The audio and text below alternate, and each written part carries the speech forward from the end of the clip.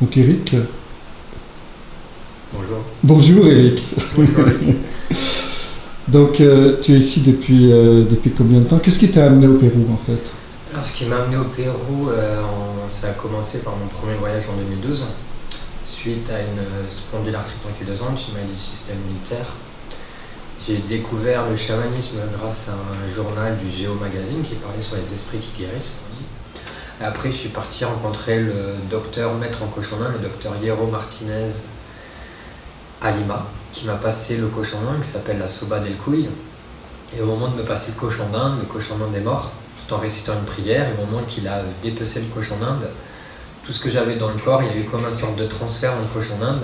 Et le cochon d'Inde avait la spondylarthrite ankylosante. Et je pouvais bien voir les deux points d'inflammation en bas au niveau du sacroiliac droite et gauche. C'était vraiment impressionnant.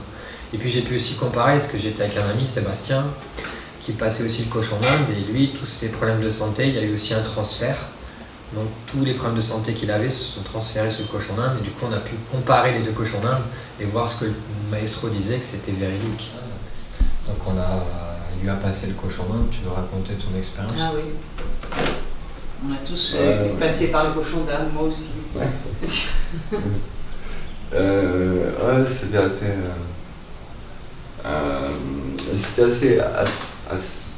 assez fort pour moi quand je suis rentré. Déjà, j'ai senti vraiment une énergie, une forte énergie en fait, lorsque je suis arrivé. Et puis il est arrivé, et je crois que quand il m'a vu, il m'a posé 2-3 questions. Il avait un cochon d'Inde sur lui. Il est remonté pour en prendre un autre. Du coup, apparemment, je devais vraiment avoir un truc assez sérieux. Quoi, ils les choisissent, oui. Et voilà, donc, du coup, quand il m'a fait le massage, c'était assez bizarre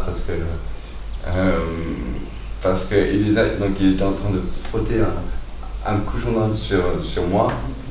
Donc déjà ça, bon, c'est un peu inhabituel. Donc, pour moi, ouais, voilà, tu vois, pour moi c'était un peu spécial.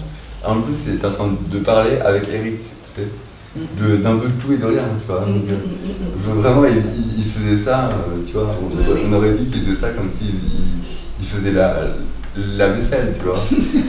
Mais il était en train de passer un cochon d'Inde chez moi. Donc, du coup, ça prêtait vraiment, tu vois, à rire, quoi. Surtout quand il m'a demandé de souffler sur la tête du cochon d'Inde et que lui il parlait avec Eric, c'était là, donc, ok, mais. Et puis en plus, tu vois, il répond au téléphone en même temps.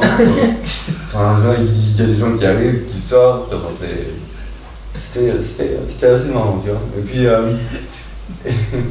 donc du coup, il commence à. En fait, il a massé vraiment un peu partout, mais par contre, j'ai vraiment senti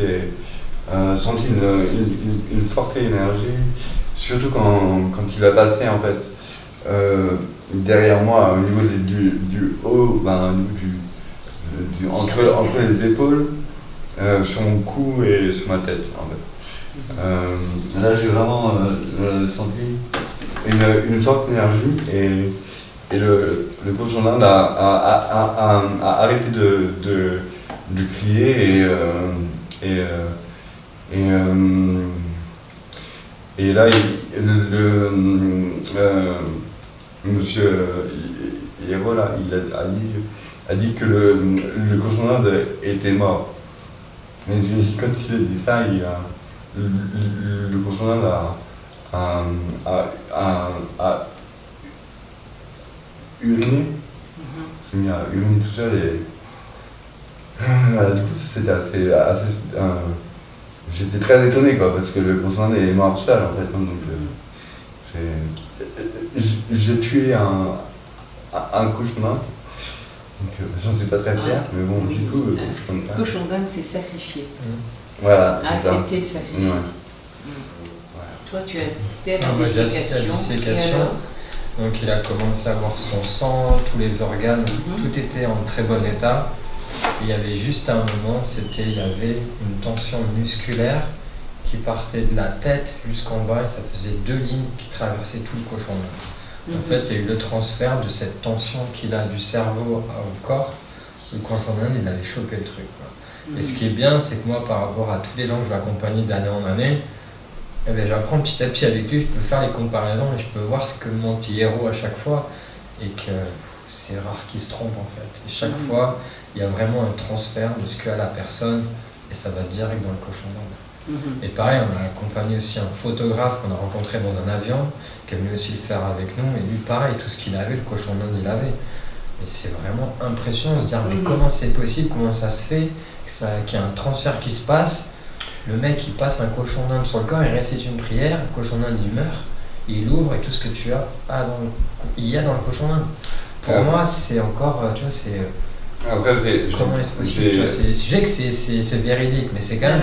comment ça, tu vois, je veux dire, c'est une écho. Après j'ai dit à Eric en fait, parce que mon handicap en fait c'est que toute l'énergie que j'ai dans ma colonne vertébrale, mon cerveau ne peut pas la contrôler, en fait.